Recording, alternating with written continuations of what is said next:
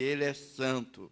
O objetivo do nosso programa é mostrar a você a realidade do Evangelho, a praticidade do Evangelho. E hoje um programa especial, um programa na qual nós estaremos falando sobre algo muito interessante que muitas vezes nós não paramos para pensar, sobre a nossa fé. Hoje nós estaremos falando sobre a nossa fé. E a nossa fé, ela está sempre na história da humanidade e nos dias de hoje não é diferente. A nossa fé está sempre sendo atacada. A nossa fé ela está sendo sempre combatida, né? Pelos críticos, pelos perseguidores. Então, é importante frisar que nós devemos defender a nossa fé. Não apenas defender. Primeira coisa, nós temos que ter fé. Nós temos que ter convicção daquilo que nós acreditamos, né? E o cristianismo é algo de Deus, porque o cristianismo, ele detém o Evangelho do Senhor Jesus Cristo. O que é o Evangelho? O Evangelho é as boas novas. O Evangelho é o presente de Deus para nós. Então nós precisamos compreender a nossa fé. Eu sou pastor, estamos pastoreando a igreja do Jardim Mariana 2. Que Deus abençoe os nossos irmãos. Informar os irmãos que devido ao decreto estadual, nós começaremos o nosso culto às 18 horas. Nosso endereço é Rua Gonçalo Soares, número 983, Jardim Mariana 2. É lá onde nós estamos servindo a Deus e aos irmãos. E também quero mandar um abraço também para os meus alunos da teologia. Nós estamos, desde agosto, nessa empreitada de estar dando aula de teologia ali no Santa Cecília, pastor Rodolfo, na igreja Assembleia de Deus, Ministério Ágape. Então que Deus abençoe os nossos irmãos aí também. Então hoje, irmãos, nós iremos falar sobre os fundamentos da fé cristã, fundamento teológico. E aqui a gente vai selecionar aqui, nessa 1h, 1h10, 1h20, 5 assuntos importantíssimos na qual nós devemos ter argumentos para defender.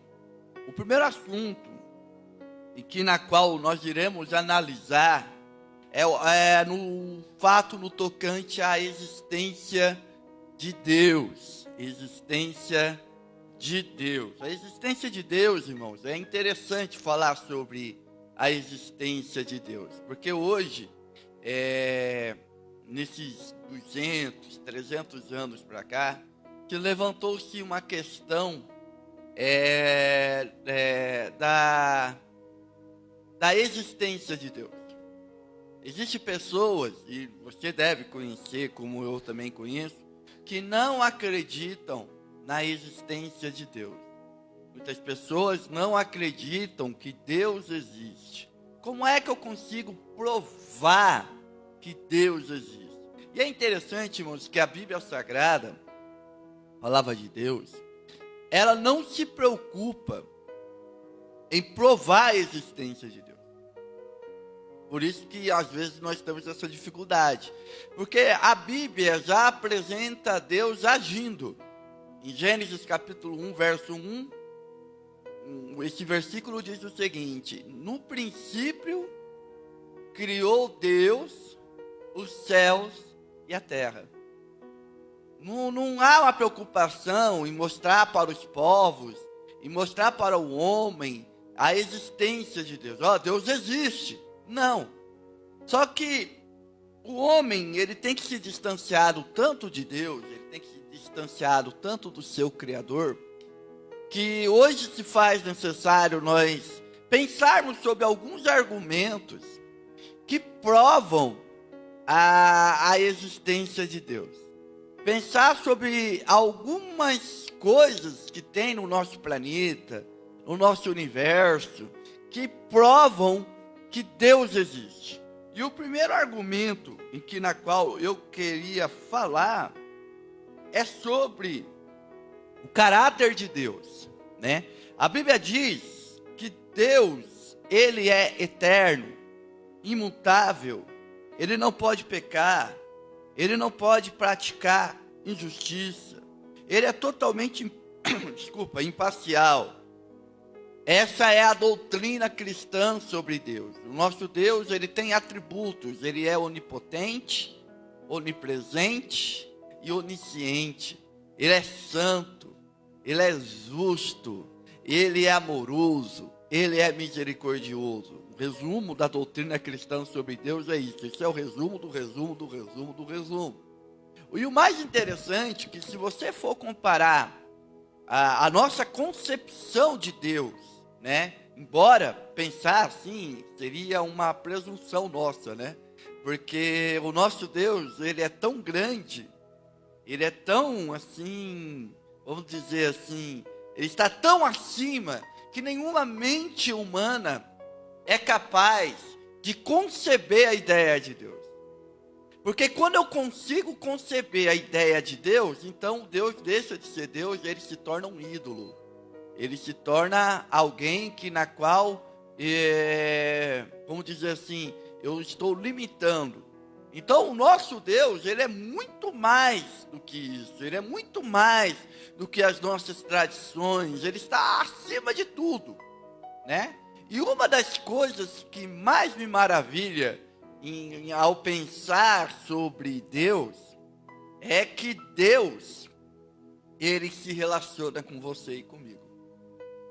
Talvez, né, nós temos uma corrente, vamos dizer assim, teológica, que é os teístas. Os teístas, eles acreditam em Deus, mas eles dizem que Deus, ele criou o universo e deixou o universo funcionando e foi embora. Ele não se importa conosco, ele não se importa comigo, com você, não se importa.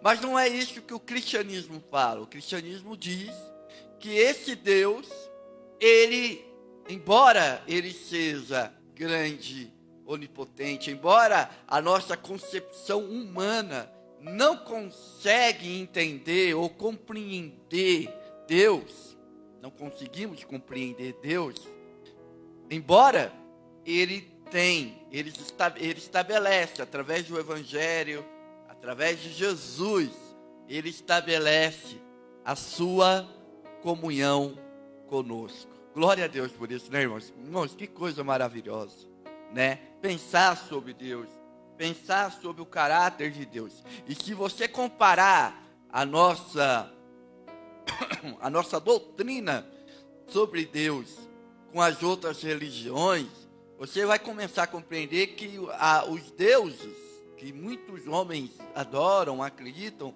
não é como o nosso Deus. Não é como o nosso Deus. Então está aí o primeiro argumento, o argumento do caráter de Deus, como que a Bíblia, ela procura demonstrar quem é Deus, como a Bíblia procura demonstrar como é o nosso Deus, como o nosso Deus se relaciona conosco, entendeu? Então esse é o primeiro argumento. O segundo argumento, que na verdade é o testemunho da sua existência, é o argumento cosmológico. O que é um argumento cosmológico? Cosmológico quer dizer universo. O grande universo espacial por cima de nós, com todos os corpos celestiais em perfeita ordem, cada um cumprindo a sua órbita, funcionando em harmonia um com o outro, sustentados em seu lugar por uma mão que controla e que chama todas elas pelo nome.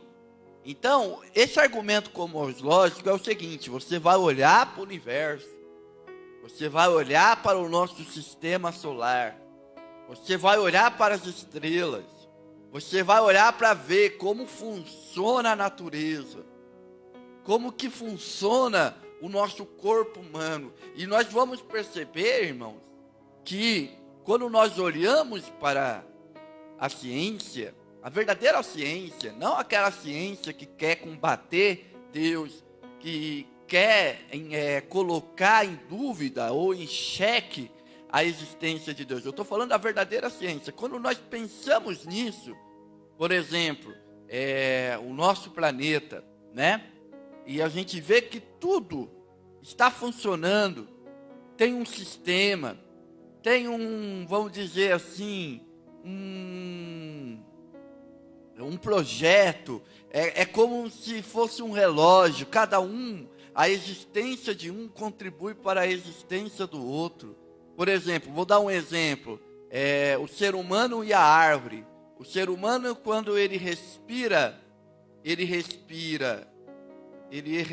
o oxigênio e solta o gás carbônico.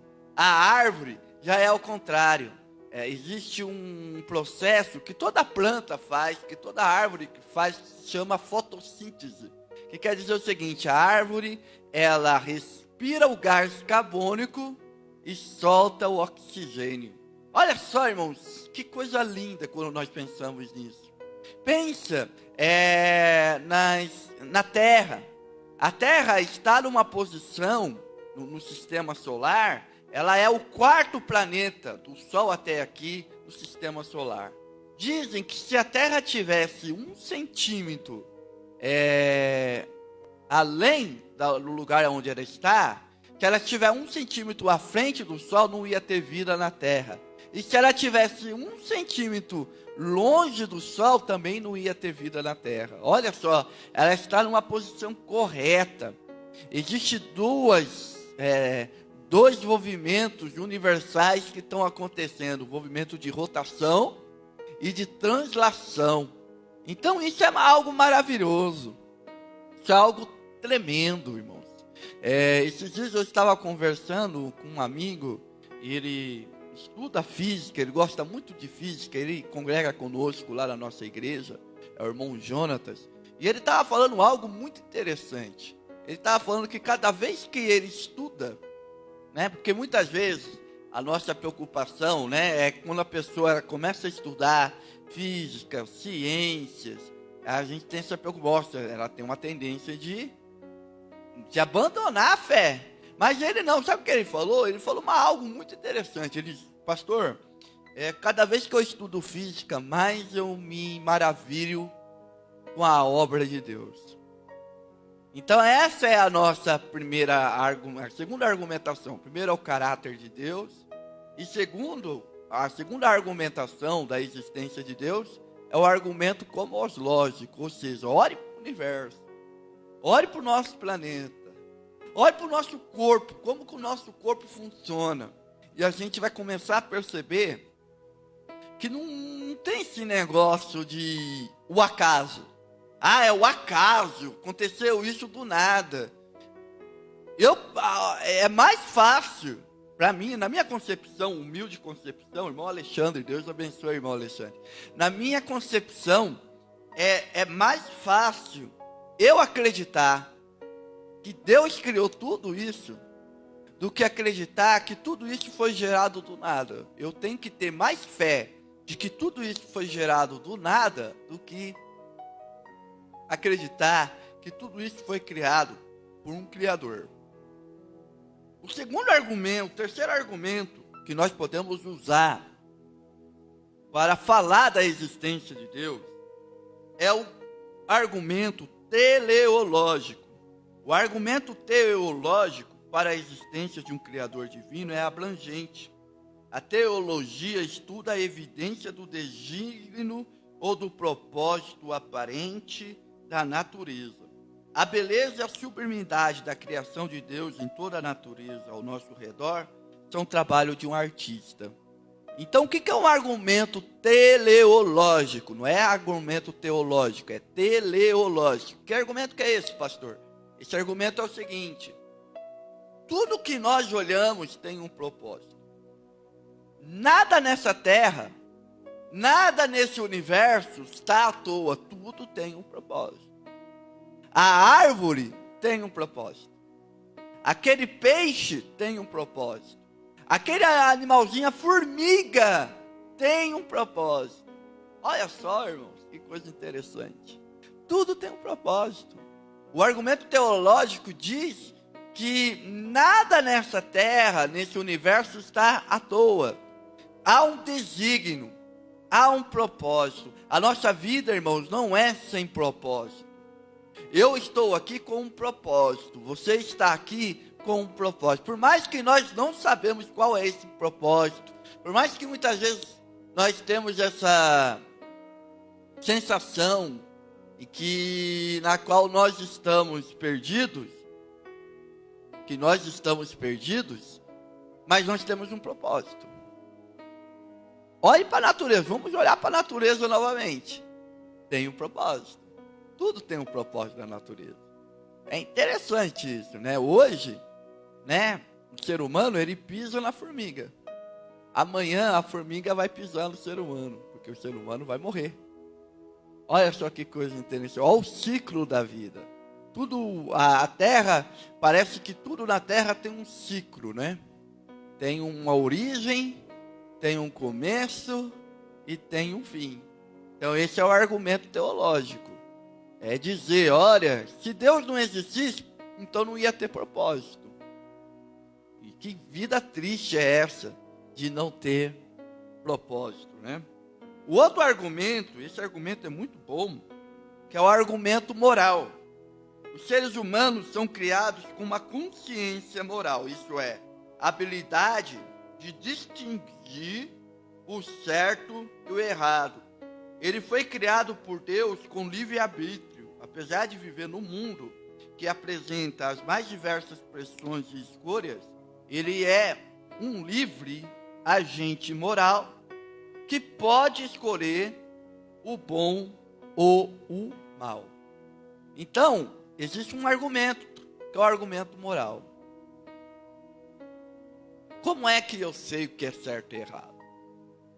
Existe dentro de nós, cada ser humano, e isso é algo iminente somente ao ser humano. Cachorro não tem, gato não tem, nenhuma criatura dessa terra tem o que o ser humano tem, que é a moralidade, a racionalidade. O ser humano é o único animal, ou deveria ser, né, um único animal, que consegue entender as suas ações. A diferença entre o ser humano e um animal, uma das diferenças, é que o animal, ele não sabe o que está fazendo, ele age por instinto. O ser humano não, o ser humano ele age além do instinto. Ele age com a razão, ou deveria agir com a razão. Então ele tem que fazer escolhas. Animal não escolhe, mas ser humano escolhe. Nós escolhemos. E há algo dentro de nós, vamos dizer assim, algo no nosso coração, na nossa alma, que se chama consciência. O que é consciência, irmãos? A consciência é o padrão de juízo que todos nós temos. Então, o que acontece muitas vezes é que muitas vezes quando nós fazemos as coisas, nós sempre estamos sendo apontados. Há um apontamento dentro de nós. Opa, fiz errado. Opa, fiz certo. E é interessante, irmãos, que esse padrão moral é um padrão muito assim, ele é universal. Por quê? Porque todo ser humano sabe, por exemplo, que mentir é errado. Todo ser humano sabe, por exemplo, que matar é errado, que adulterar é errado, que pegar algo que não é seu é errado.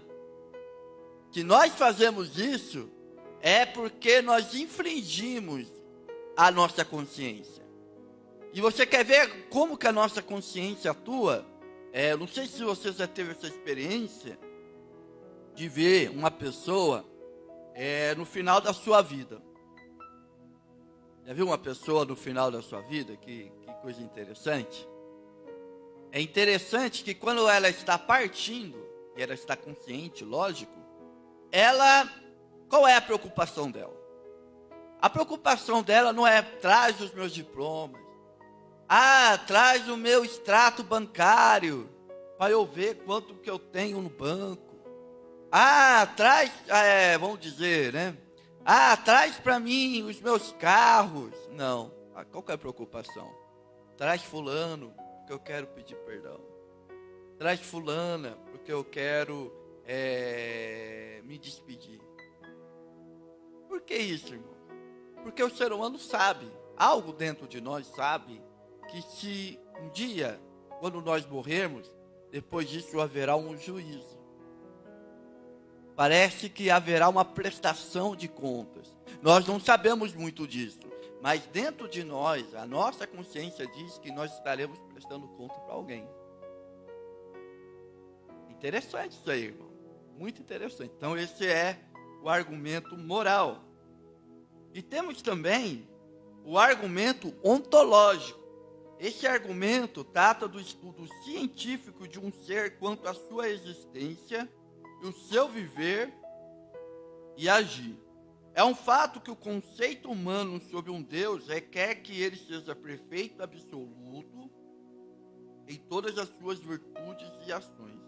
Necessariamente, esse Deus tem que ser transcendente, um ser perfeito, em tudo superior aos homens, os quais são todos imperfeitos, com diversos tipos de falha. Então, o que é um argumento ontológico? É um estudo científico, esse argumento ele é mais científico, do ser, da existência desse ser. Qual é o papel desse ser? O que ele vai fazer durante essa sua vida? Qualquer ser. E quando nós olhamos para Deus, nós acreditamos que o nosso Deus, ele é transcendental, ou seja, ele não está na nossa esfera, ele está acima de nós. Então, quando nós pensamos nisso, né? Quando nós pensamos nesse argumento, nós pensamos que o nosso Deus, ele é perfeito. Porque se nós compararmos, como eu vou repetir isso aqui, se nós compararmos o nosso conceito de Deus, o que o cristianismo diz sobre Deus, com o conceito de outras religiões, nós vamos ver que o conceito de outras religiões, ele é imperfeito. É imperfeito. Porque os deuses de outras religiões, né, não tem o que a Bíblia diz que o nosso Deus tem. Porque os deuses de outras religiões são limitados. Tem o Deus da força, o Deus do mar, o Deus, né? Mas o nosso Deus não. O nosso Deus é único. O nosso Deus é perfeito. Então, esses são os argumentos. Outro argumento. A revelação no mundo na pessoa de Jesus Cristo. Jesus, irmãos, nós vamos falar sobre Jesus daqui a pouco, mas adiantando, Jesus, irmãos, ele é a expressão de Deus aqui. Porque ele veio em carne, e pelo fato dele vir em carne, porque Jesus é Deus, e ele veio em carne para mostrar para mim e para você o amor de Deus. Então esse é o argumento. E o último argumento é a palavra de Deus, é a Bíblia. A Bíblia é a palavra de Deus. Então Deus, ele se revela ao mundo de três formas: pela natureza, pela consciência e pela palavra de Deus. Então nós precisamos ter contato, nós precisamos ter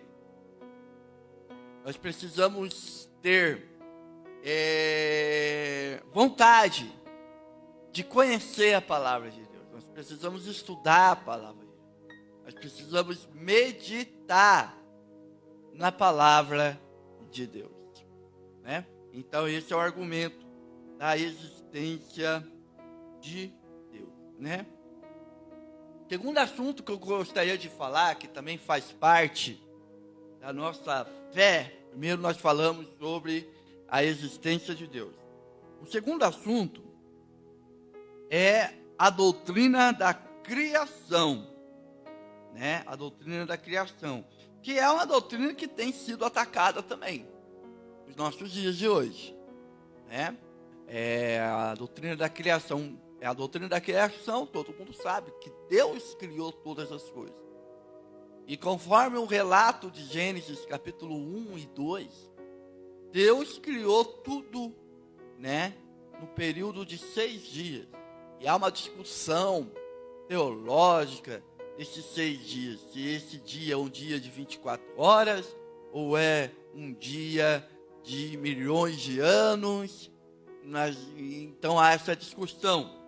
Mas a nossa discussão não é essa. A nossa discussão é sobre uma teoria científica na qual fez muito sucesso em 1859, o lançamento do livro A Origem das Espécies. Esse livro ele foi escrito por um cientista inglês chamado Charles Darwin, né? Charles Darwin. Ele fez esse livro, né? E a teoria do Charles Darwin é o que nós conhecemos como a teoria da evolução, né? E essa teoria, irmãos, da evolução, ela tem vários significados, né? Microevolução, que são pequenas mudanças, macroevolução, que é grandes mudanças, que é como se o corpo, através da necessidade, o corpo de uma criatura, de um animal, através de uma necessidade, ele se transforma para se aperfeiçoar ou para se adequar a essa necessidade, né? E nós temos também a seleção natural, que é onde os mais fortes sobrevivem, né? Então você pega uma floresta, tem o leão, tem a zebra, tem o antílope. Ali o mais forte sobrevive. Então nós temos uma seleção natural e a descendência comum a todos e tudo. Ou seja, o que é isso? A teoria do Darwin diz que todas as formas de vida teve início em um princípio de vida. Há milhões de anos atrás, um princípio de vida teve forma. Ninguém sabe como que surgiu esse princípio de vida. Uma célula, não sei. E essa célula, através da necessidade, ela foi se dividindo. E ela foi se multiplicando. E ela foi, vamos dizer assim, se multiplicando de uma tal forma que hoje nós temos várias formas de vida. É isso que Charles Darwin ele começou a ensinar no seu livro, né? E nessa teoria toda na qual ele começa a dizer, ele diz que o homem surgiu dos primatas. Ou seja, é aí que a gente conhece. A gente conhece essa teoria como a famosa frase, o homem surgiu do macaco, né? Mas na verdade, essa teoria, ela tem, vamos dizer assim, ela é mais assim, profunda ainda. Ela não é simplesmente o fato de eu falar o homem surgiu do macaco. Não. O que essa teoria diz é o seguinte, que o homem, ele está em constante evolução. Está em constante evolução. A natureza está em constante evolução. Então, por exemplo, você pega um anfíbio. O que é um anfíbio? É aquele animal que vive na terra e na água, né? Por exemplo, um jacaré, um crocodilo, a sucuri. A sucuri é réptil, né? Então, são os animais. Então, Charles Darwin, ao ver isso, ele começou a pensar, né? E ele descarta a questão do criacionismo, ou seja, ele descarta a questão de que Deus criou todas as coisas. E esse que é o problema. Então, tem muitas pessoas que acreditam nessa teoria, que acreditam que um homem ele tem um ancestral primata, né? Eu não sei se você já viu aquele desenho que tem um macaco, aí tem vários macacos, aí tem um ponto de interrogação e tem um homem, ou seja, tem um elo perdido. E quais são os argumentos que a gente pode pensar para refutar, ou seja, para rejeitar essa teoria? Teoria é diferente vamos dizer assim, a teoria, ela é diferente da verdade. Eu tenho uma verdade, pronto. Eu tenho uma teoria. Teoria é teoria. Ou seja, eu tenho uma hipótese do que pode ter acontecido. Então, quais são os argumentos que a gente pode combater a teoria da evolução? A teoria de Charles Darwin. Primeiro, o argumento osteológico. O que é osteologia? Osteologia é a ciência que estuda a estrutura dos ossos. Através dessa ciência, é possível observar as grandes diferenças existentes entre o braço de um macaco, de um gorila, e o braço de um homem. Então, se essa doutrina ou essa teoria da evolução fosse verdade, então a gente ia estudar os ossos, né, os fósseis, né, e há vários da natureza, e os cientistas iriam saber, esse osso, a gente não sabe que animal que é. Nós achamos aqui um crânio de um duelo perdido entre o homem e o macaco. Estão entendendo? Até hoje não se sabe, não encontraram, né? Então esse é o argumento osteológico, ou seja, o argumento do osso, do estudo dos ossos. Você sabia, irmãos, que o homem é o único animal que tem um polegar? Sabiam disso? Nenhum animal inferior tem um polegar do homem. Esse é o estudo dos ossos, né? Então, olha só que coisa interessante. O segundo argumento é o argumento genético, né? Esse argumento se baseia sobre a ciência genética, que seguem a lei da reprodução segundo as espécies, repetida 10 vezes. Dr. Varhey, renomeado cientista médico, ele afirma que as espécies não se reproduzem quando são misturadas. Há dentro da mesma família, quase sempre, produz um animal estéril ou uma deficiência ou deformação. Não há exceção na lei que Deus estabeleceu. Argumento genético. Ou seja, se você colocar um animal, como já fizeram, né? Pegaram um cavalo e juntaram um outro animal, aí surgiu um outro animal. Esse animal ele não consegue se reproduzir. Estão entendendo a ideia? Então, se a teoria da evolução fosse verdade, fosse fundamentalmente verdadeira, então as espécies não iam ter essa restrição. Cachorro não consegue gerar gato. Ele gera, o cachorro e a cachorra, eles geram cachorrinhos. O gato não consegue gerar um rato. Olha só o argumento. Cada espécie, e é algo que Deus estabeleceu lá na criação, e cada um que reproduza conforme a sua espécie, né? O homem tem tentado fazer vários experimentos científicos de mistura de espécies de animais, mas não consegue, porque isso é algo que Deus estabeleceu lá atrás. Estão entendendo, irmãos? Então esse é o argumento genético. Nós temos também o argumento morfológico. Morfologia é a ciência que estuda e estrutura o corpo humano. Estuda a estrutura do corpo humano. O homem é marcadamente distinto do animal na sua posição de andar em pé, seu modo de deitar, na sua maneira e posição de sentar e na posição dos órgãos internos. Todos os animais deitam de forma diferente do homem. Então esse é o argumento morfológico, ou seja, é estudar a estrutura do corpo. O corpo de cada animal tem a sua peculiaridade. Isso é muito interessante. Nós temos também o argumento dos fósseis. Todos os animais se reproduzem conforme a sua espécie. Um bacalhau põe toda a sua vida até 9 milhões de ovos, mas o resultado sempre será bacalhau. Em todos os estudos extensivos, nunca foi encontrada uma forma de vida de transição, ou elo perdido. Então, todas as descobertas científicas, até hoje, não se descobriu uma espécie em transição.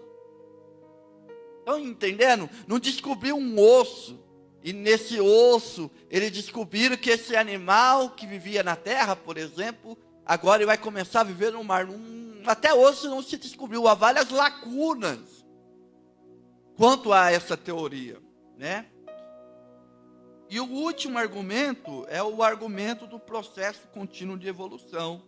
A teoria darwiniana ensina que não há leis que realmente controlam a evolução orgânica, e assim teriam que ser um processo contínuo. No entanto, a história não comprova essa afirmação. Ninguém em toda a história do mundo tem visto animais, peixes, aves ou até homens que estão em processo de evolução humana, orgânica. Um animal meio ave, meio peixe, meio gorila e meio homem. Ou seja, esse processo de evolução que o Darwin diz, não existe. Pegue todos os animais hoje.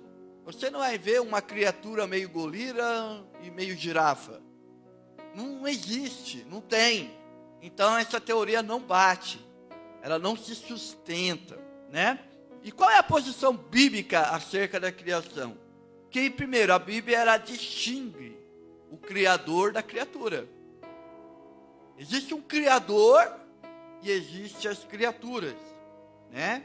E conforme Gênesis capítulo 1 e 2, a gente consegue visualizar a criação de Deus. Então esse é o nosso segundo assunto sobre criacionismo. Nosso terceiro assunto que nós vamos abordar aqui na nossa reflexão de hoje, né? Nós estamos falando sobre a nossa fé, e o terceiro assunto é muito interessante. É a realidade do pecado e da salvação. O cristianismo, ele se fundamenta, né? A doutrina do cristianismo se fundamenta no plano da salvação. E por que tem o plano da salvação? Por que nós temos a necessidade de sermos salvos? Porque existe algo terrível, que é a realidade do pecado. A Bíblia começa a mostrar isso. A Bíblia aponta para isso, né? Essa é a base da nossa fé. E como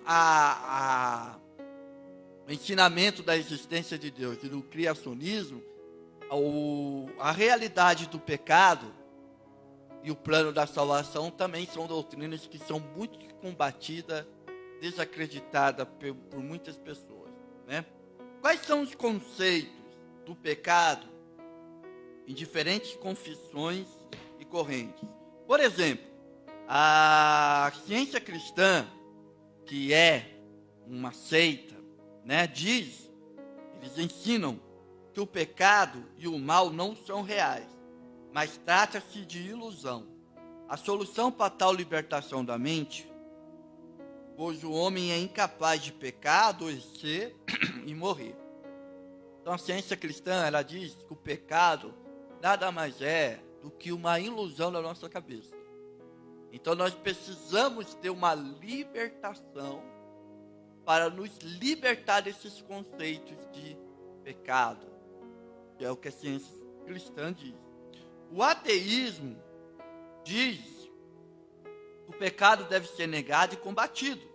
A ética é relativa e a salvação se realiza mediante o desenvolvimento da ciência. Isso é o que os ateus dizem. Olha, esse negócio de pecado é balela. Na verdade, o ser humano, ele só vai se desenvolver com o desenvolvimento da ciência. É o que diz aqui. A teologia da libertação. A teologia da libertação ensina que considera o pecado como uma opressão social de um grupo sobre o outro. Ou seja, a forma de um grupo dominar o outro grupo é dizer, vocês têm que fazer isso, porque senão vocês estarão pecando. Esse é o perigo da teologia da libertação. E tem o humanismo, né? Que diz que o homem deve rejeitar o conceito bíblico do pecado. O humanismo é uma filosofia que diz que o homem é o centro. Que o homem é o centro do universo. Que o homem é tudo. Então ele deve rejeitar o pecado, ele deve rejeitar que ele é um pecador, ele deve rejeitar que ele precisa de Deus. Um homem é tudo, né? E essa questão do humanismo é uma questão muito terrível, irmãos. É muito terrível, por quê? Porque eles dizem que o homem é o centro de todas as coisas. E isso tem influenciado a igreja. Olha só as pregações, olham só os louvores que muitas vezes nós ouvimos. E esses louvores não é louvores a Deus, é louvores ao homem, louvores do que Deus pode fazer em favor do homem.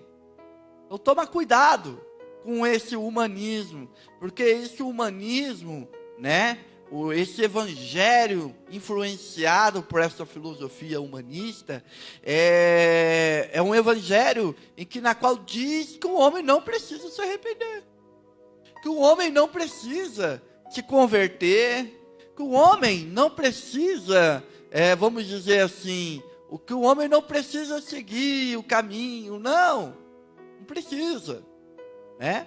Então, toma cuidado, irmãos, com essa filosofia maligna que diz que o homem é o centro, que Deus tem a obrigação de abençoar, que Deus tem a obrigação de fazer isso, de fazer aquilo. Não, irmãos, rejeite isso aí, porque a Bíblia não ensina isso. O que a Bíblia ensina?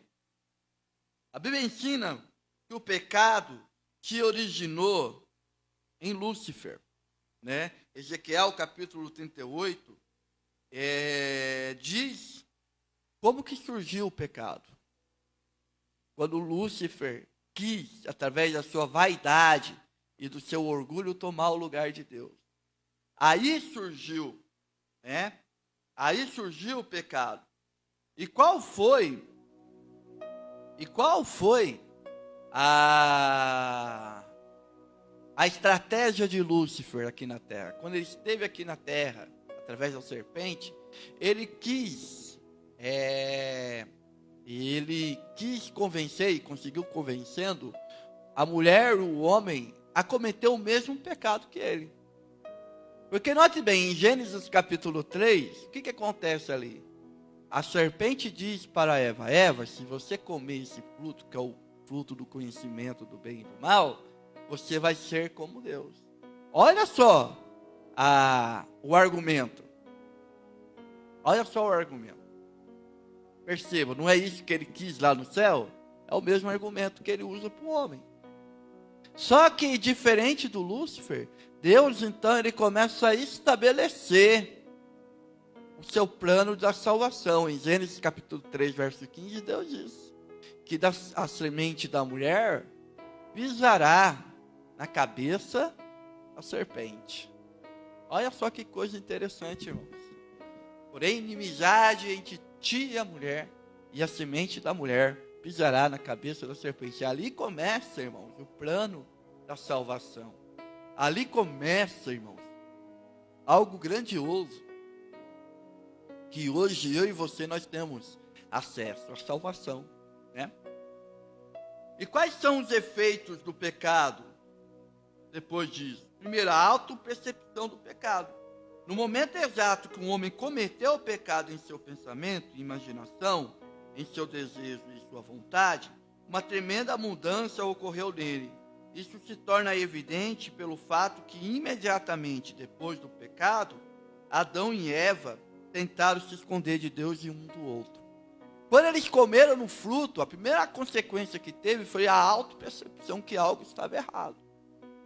Então eles pegam umas folhas de figueira e se cobrem, têm vergonha um do outro. E quando Deus, a Bíblia diz, nessa época, que Deus ele aparecia no final do dia, na viração do dia, para conversar com Adão e Eva. Nesse dia, Adão teve medo e se escondeu. Então, essa autopercepção do pecado, a consciência foi despertada. A segunda consequência é a universalidade do pecado, ou seja, esse pecado é sempre a consequência do pecado. com relação a Deus, com relação a nós, mesmo com relação com os demais seres humanos, é perdida a espontaneidade espiritual e liberdade interna, pois essas são as realidades que somente a consciência isenta de culpa pode excitar em nosso coração. Mas a gravidade do primeiro pecado é exibida com mais vivacidade no fato que a sua influência se espalha no primeiro casal para toda a humanidade. A Bíblia diz o seguinte, em Romanos, Paulo ensina que o pecado entrou por um homem. O pecado que Adão cometeu, ele foi o que a gente chama de pecado universal, ou seja, esse é um pecado na qual contaminou a todos os seus descendentes. Então nós, irmãos, nós somos nascidos do pecado. Nós temos uma natureza que se alimenta, tem prazer em pecar. Isso que eu estou dizendo, é isso que a Bíblia ensina, né? É isso que a Bíblia ensina. Você pode ver, por exemplo, uma criança na tenra idade. Se o pai não educar a criança, se a mãe não educar a criança, vamos supor que a mãe e o pai não ligam para a criança. Uma coisa assim, dá comida, essas coisas. Mas assim, na educação, não educa a criança. Deixa a criança fazer o que quer.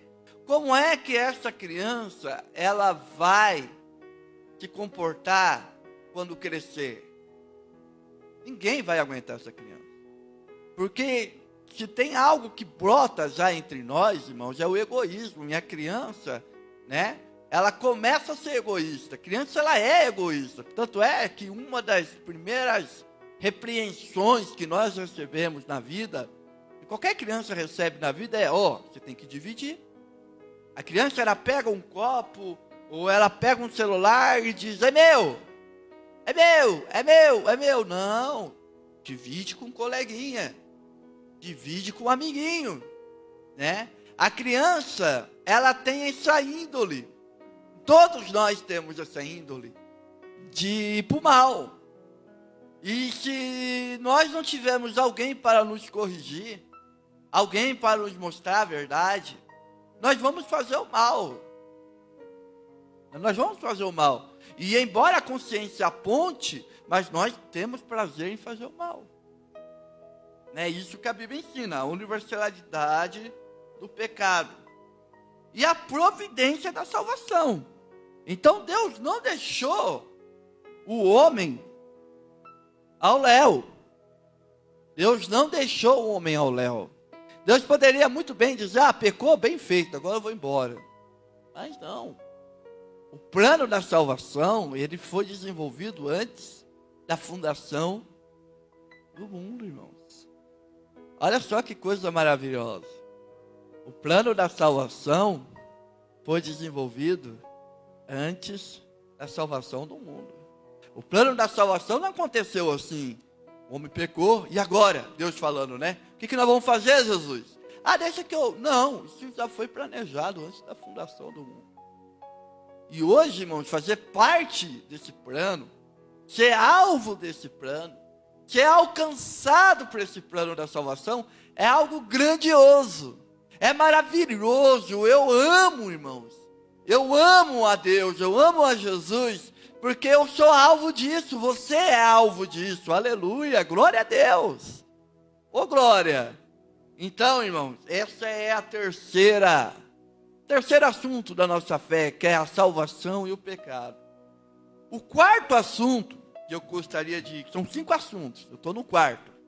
Nós falamos sobre a criação, sobre a existência de Deus, agora sobre o pecado e a salvação, e agora nós vamos falar sobre a divindade de Jesus Cristo. Esse é o outro ponto da nossa fé cristã, que é a divindade de Jesus Cristo. Irmãos, é muito interessante pensar sobre isso, né? Porque Jesus, ele não foi um homem comum, como muitas pessoas dizem. Há uma pergunta muito, vamos dizer assim, há uma pergunta que muitas pessoas dizem, pergunte para as pessoas. Quem é Jesus para você? Isso era uma pergunta até na época de Jesus. Há um texto que Jesus ele chega nos seus discípulos e pergunta: o que as pessoas dizem que eu sou? Aí uns dizem que você é Elias. Outros dizem que você é o João Batista. Outros dizem que você é Jeremias e um dos profetas. E vocês? O que vocês dizem que eu sou? Essa pergunta ainda ecoa hoje. Essa pergunta ainda é para nós, né? E o que nós acreditamos, irmãos? A nossa fé diz. O que nós acreditamos é que Jesus, ele é Deus. Ele se apresenta como Deus. Jesus, ele não foi um profeta. Jesus, ele não foi somente um profeta, né? Jesus, ele não foi um mestre que ensinou coisas boas. Não. Jesus, ele se apresentava aqui na terra como filho de Deus. Ele dizia: eu sou o pão, eu sou a luz do mundo, eu sou o que sou. C.S. Lewis é um grande escritor. Ele era ateu e se converteu ao cristianismo. E ele, no seu livro Cristianismo Puro e Simples, ele fala uma expressão que eu achei assim muito forte. Ele diz que nenhum homem, ao olhar para Jesus, né? A gente não pode olhar para Jesus e dizer assim: Jesus era um mestre, ou Jesus era um homem bonzinho. Porque tudo que Jesus falava, tudo que ele demonstrava, você só pode tirar duas conclusões. Isso é o que diz C.S. Lewis. Você só pode tirar duas conclusões. Ou Jesus diz realmente o que é para ser, ou ele era um louco. Ou ele era uma pessoa fora do seu juízo. E se você ler o Evangelho, você estudar tudo que Jesus fez, tudo que Jesus falou, você vai tirar a mesma conclusão. A mesma conclusão, irmãos. Então, isso é algo que foge. O que as outras religiões e filosofias dizem sobre Jesus? Olha só, nós temos várias opiniões sobre Jesus, né? As testemunhas de Jeová dizem que Jesus é um Deus menor que Jeová, ou seja, Jesus é criatura. Jesus não é Deus, é o que dizem. Os Mormons dizem que Jesus era um homem como qualquer um de nós, mas evoluiu para ser um Deus. É o que os Mormons dizem. Os muçulmanos dizem que Jesus foi apenas um dos 120 mil profetas. E que o maior profeta não foi Jesus, que o maior profeta foi Maomé. Os judeus dizem, né, até na época de Jesus, que Jesus era um impostor, um mero ser humano que alegava ser Messias. Os budistas dizem que Jesus era um ser elevado, iluminado, um tipo de Buda para os cristãos. É o que o budismo diz, que Jesus era um ser iluminado. Os hinduístas dizem que Jesus era um ser maravilhoso, compassivo com os pobres. E ele faz parte do panteão de deuses que ele tem lá. Faz parte do panteão. Ele era um deus, né? O confucionista ensina que há vários deuses no mundo, cada um representado por uma religião. E o Cristo, Jesus Cristo, ele é o representado pelo cristianismo, né?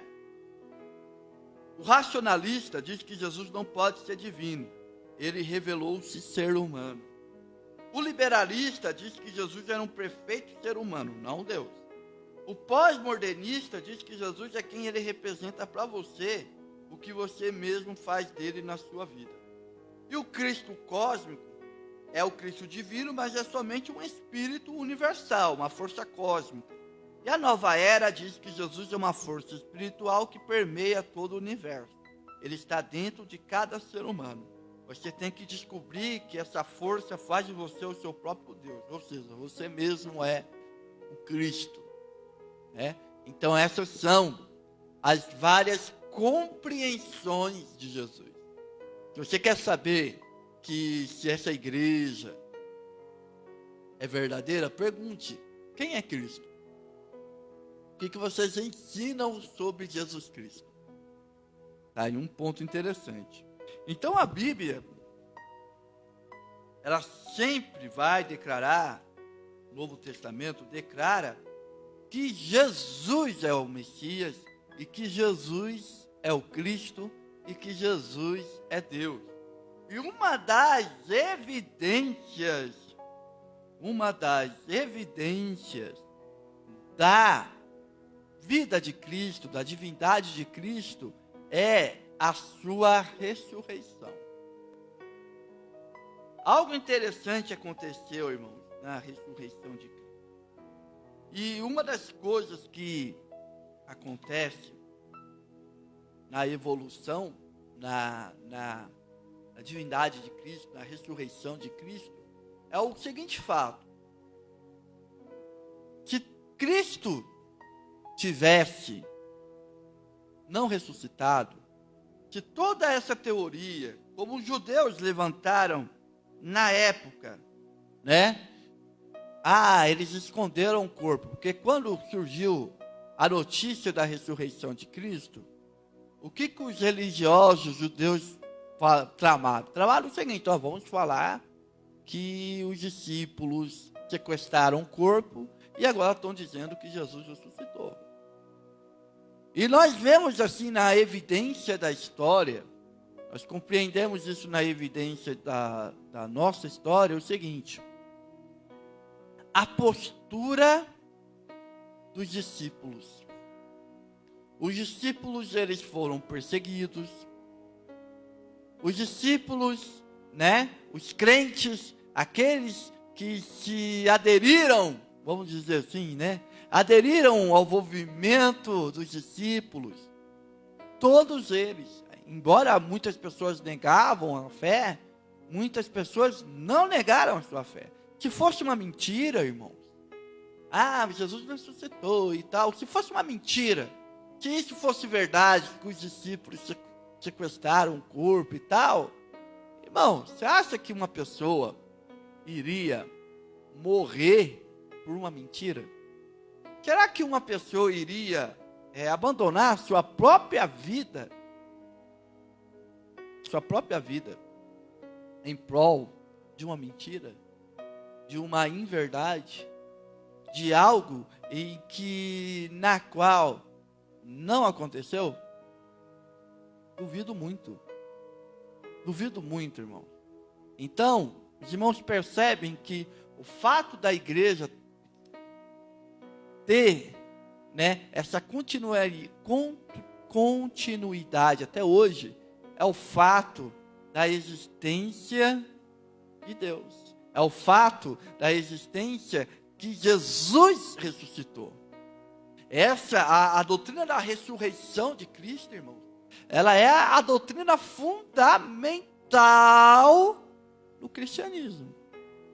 Paulo diz que se Cristo não ressuscitou, isso está em 1 Coríntios capítulo 15, vã é a nossa fé.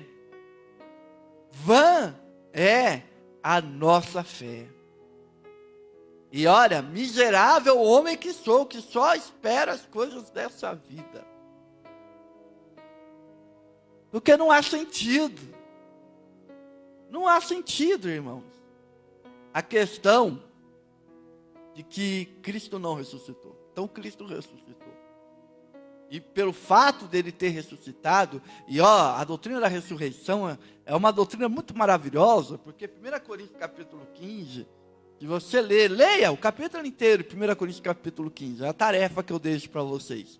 Vocês vão ver lá que Cristo se tornou o primogênito dos mortos.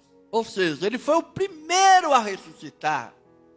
E a ressuscitar com um corpo glorificado.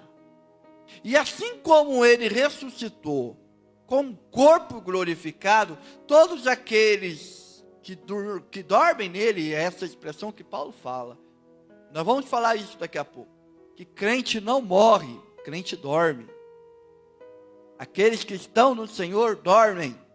E haverá um dia, quando soar a trombeta, Cristo vai voltar. E aqueles que dormem no Senhor irão ressuscitar. E irão ter um corpo semelhante ao dele. Oh, glória! Semelhante ao dele. Teremos um corpo glorificado. Olha só, irmãos. Então, assim como o pecado entrou por um homem, a vida e a ressurreição também entrou através de um homem, através de Jesus Cristo. Então nós temos esse poder. Há algo acontecendo aqui dentro de nós, que é o poder da ressurreição. Enquanto o nosso corpo a cada dia fica mais velho, enquanto o nosso corpo a cada dia fica, vamos dizer assim, mais doente, há dentro de nós uma nova vida brotando. Glória a Deus por isso. Esse é o poder da ressurreição. Essa é a força da ressurreição em nós. Então, irmãos, a doutrina da ressurreição, a divindade de Cristo, é uma doutrina maravilhosa, na qual nós temos que pensar. E ela é muito atacada, ela é muito desacreditada. Mas nós acreditamos. Por isso que quando alguém morre, alguém falece, lógico que a tristeza nos abate, a dor da saudade nos abate, mas nós não podemos ficar desesperados, porque essa pessoa está em Cristo, e está com Cristo, e um dia haverá uma grande reunião. Glória a Deus por isso. Nessa grande reunião, nós encontraremos com eles. Isso é algo maravilhoso, irmãos. Isso é algo maravilhoso. E o último assunto aqui, quero aqui compartilhar com os irmãos, é a questão da vida eterna. Então nós falamos sobre Deus, nós falamos sobre a criação, nós falamos sobre o pecado e a salvação, e por último, agora nós falamos sobre a divindade de Cristo. E o nosso último assunto aqui é vida eterna. Uma das verdades fundamentais do cristianismo é a afirmação de que Cristo morreu para devolver a dignidade do homem que havia se perdido e garantir uma vida eterna. Então nós temos a vida eterna. E um dos grandes mistérios do ser humano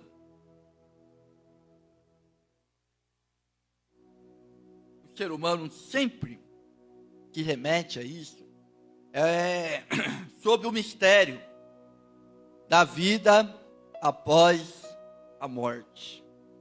O fim e a consumação de todas as coisas, assim como o seu começo e a sua existência, estão envolvidos num mistério impenetrável. Ou seja, ninguém até hoje, a gente ouve muito esses comentários, dizendo, olha, eu não sei se tem vida após a morte, porque ninguém que morreu voltou para contar a história. Lembra que todo mundo fala isso aí? Mas a Bíblia fala muito sobre a vida após a morte. A Bíblia tem vários textos, Um dos textos a gente já estudou aqui, Lucas capítulo 16, quando Jesus ele conta a história do rico e do Lázaro, A parábola ou a história do rico e do Lázaro, Que o rico, ele era muito rico e Lázaro era um mendigo que vivia na porta da casa do rico. O Lázaro vivia na porta da casa do rico. Todo mundo conhece essa história. Aí o rico morre. E o rico tem aquele enterro pomposo. Todo mundo vai no enterro do rico. E o Lázaro, coitado, é enterrado como indigente. Aí, olha só a realidade que Jesus nos traz da morte. Uma vida após a morte. Quando o rico ele é despertado da consciência, ele está num lugar de tormento. Em um lugar de muito sofrimento, em que ele deseja uma água para beber, porque além de sofrimento tem muita sede. E ele consegue visualizar Lázaro num lugar chamado seio do Abraão, em que Lázaro está junto com Abraão. E ele chega para Abraão e diz: Abraão, pede para Lázaro dar um pouco de água para mim. E Abraão diz: não, há um abismo entre eu e você. E o rico diz: então permita que eu volte e conte para os meus familiares, para eles não virem aqui. E o que Abraão diz? Olha, lá eles já têm os profetas e tem Moisés. E eles não vão acreditar se você voltar. Então a gente percebe que há sim, irmãos, uma vida após a morte. A grande questão é aonde que você quer passar. É o que a Bíblia nos ensina. Será que se você partir hoje, para onde que você vai? Você vai estar em Cristo? Ou você vai para esse lugar de tormento? Complicado, né? E o que dizem as outras religiões, né? A concepção da vida após a morte está descrita de diversas formas nas religiões do mundo. Existe uma série de versões para explicar o mistério acerca da vida após a morte. Uma coisa é certa, esse assunto é de interesse de todos. Então tem povos que dizem que quando a pessoa morre, a alma fica perto do corpo. Existem outros que dizem que nós iremos nos reencarnar. Então existem vários ensinamentos sobre o que acontece depois da morte. Outros dizem que depois que morreu acabou tudo, né? Então o que a Bíblia nos diz sobre isso, né? Durante seu ministério, Jesus enfatizou diversas vezes que a morte não é o fim de tudo. Essa concepção já estava pré-estabelecida na cultura judaica, né? Na cultura judaica, os judeus acreditavam nisso, que havia uma vida após a morte, que havia algo após a morte. Os judeus, no Antigo Testamento, há uma palavra no hebraico, que quando eles se referiam à sepultura e à morte, né, o lugar dos mortos, é Seol, que quer dizer o lugar dos mortos. É interessante, irmãos, que há textos, por exemplo, Isaías, se eu não me engano, Isaías capítulo 14, que diz, né, que o rei chega nesse lugar, e nesse lugar está separado com vários povos. Interessante esse texto.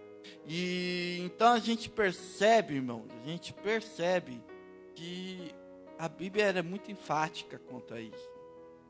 A Bíblia nos ensina, irmãos, que a nossa vida aqui, ela é curta, ela é passageira. Essa vida aqui é curta e passageira. Ela tem começo, meio e fim. E a nossa vida passa rápido. Passa muito rápido. E nessa vida nós temos que tomar algumas decisões. Algumas decisões nós temos que tomar. E uma das decisões que nós temos que tomar é o seguinte: como é que eu olho? Como é que eu enxergo? Se eu aceito ou não o que Jesus fez por mim? Como é que eu olho para a luz? Eu vou amar e pegar essa luz para a minha vida ou vou rejeitar a luz? Como é? Eu olho para a obra da cruz. Nós precisamos entender, irmãos, que nós não merecemos as bênçãos de Deus. Nós não somos merecedores. Mas se somos merecedores, é porque Jesus nos salvou. Jesus mostrou o caminho. Ele é o caminho, a verdade e a vida.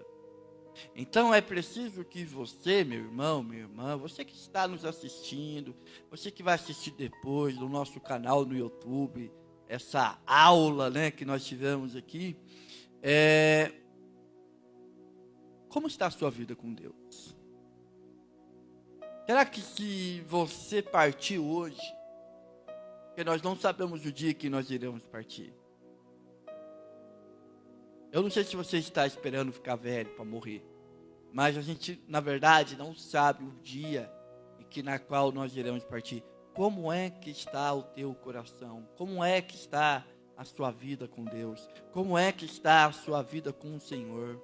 Eu não estou perguntando, olha bem para mim, eu não estou perguntando se você é crente, se você vai na igreja, se você dá seu dízimo, se você dá sua oferta. Eu não estou falando disso, eu estou falando como está o seu relacionamento com Deus. Porque o nosso relacionamento com Deus, ele é mais importante do que qualquer obra. Deus se preocupa mais com o ofertante do que com a oferta. Qual é a sua motivação? Será que se hoje você partir, você vai ter a vida eterna? Ou não? Essa mensagem é uma mensagem de Deus para o teu coração. Então, hoje, que é sábado, hoje é dia de você pensar sobre essas coisas que eu falei. Deus existe, a criação está aí, para mostrar para você que Deus existe. A nossa consciência está apontando para isso, tudo está apontando para isso. E a minha pergunta para você é, você está preparado? Se você não estiver preparado, eu quero orar por você. Quero orar por você e eu tenho certeza que Deus vai te abençoar. Amém? Vamos orar? Pai, muito obrigado, Senhor, por esse dia, por esse programa abençoado na qual tu nos providenciaste hoje, Senhor. Senhor, eu oro agora por esse meu irmão, por essa minha irmã, que nos assistiu agora, Senhor, que vai nos assistir durante essa semana, durante daqui um ano, não sabemos. Mas, Senhor, que essa palavra, Senhor, que esse ensino possa, Senhor querido, fazer efeito na vida de cada um de vocês, de cada um deles, Pai. Senhor, que se nós estamos distante de Deus, distante de Ti, Senhor, nos perdoa, nos salva, Senhor, tira, Senhor, todo impedimento. Mostre, Senhor, para cada um de nós, que ter um relacionamento contigo é mais importante do que qualquer obra, do que qualquer desempenho religioso. Senhor, Tu nos ama. Demonstra, abre os nossos olhos, Senhor, para enxergar o Seu amor para conosco, em nome de Jesus. Glória a Deus por isso. Glória a Deus. Aleluia. Irmãos, quero falar aqui sobre os nossos patrocinadores. O programa só existe porque os nossos patrocinadores nos ajudam, né, a fazer esse programa com muito amor e carinho. O nosso primeiro patrocinador é a Marcenaria Carvalho. Glória a Deus pela vida do nosso pastor Daniel, né? Irmãos, o pastor Daniel, ele é um ótimo profissional. E essa é a minha recomendação para você. Você que está precisando de móveis novos, você que está precisando planejar o seu apartamento, alugou uma loja e tal, contate o nosso irmão, o pastor Daniel. O telefone é 98804-2639, 98804-2639. A nossa segunda patrocinadora é a doutora Greuza, da Clínica Odontológica Sorriso 10. Irmãos, lá todos os tipos de tratamento dentário. Irmãos, a doutora Greuza, ela é a dentista que cuida da minha família, né? Estamos sempre lá, né? E graças a Deus pela vida da doutora Greuza. Anota aí o telefone. O telefone é esse, é 982-33-6609, 982-33-6609. O nosso último patrocinador é o ESG, Restauração de Motos e Carros. né? Customização, Metal Sharp, é o nosso irmão Creiton, né? ESG Oficina. Anota aí o telefone, é 987080001. 987080061. Amém? Vou repetir o telefone, 987080061.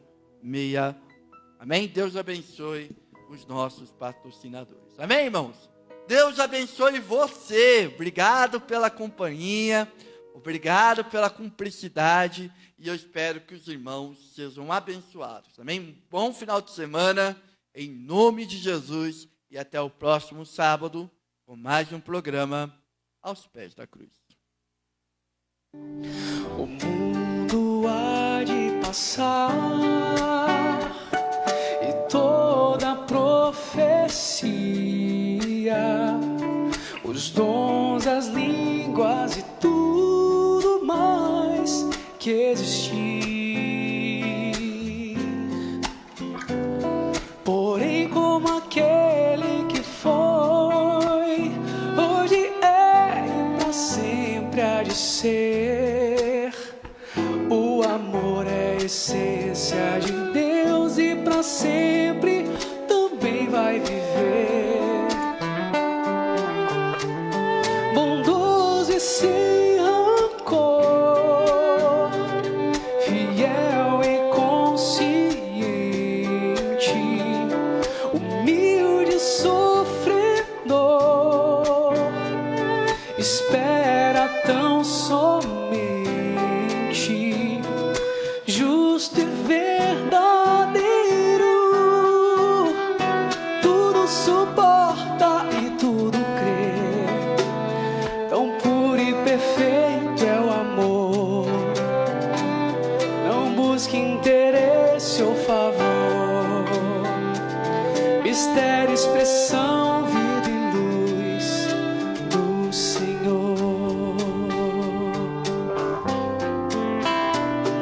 Se eu pudesse saber destinos ou futuros, fazer mover as montanhas com minha fé. Se eu pudesse falar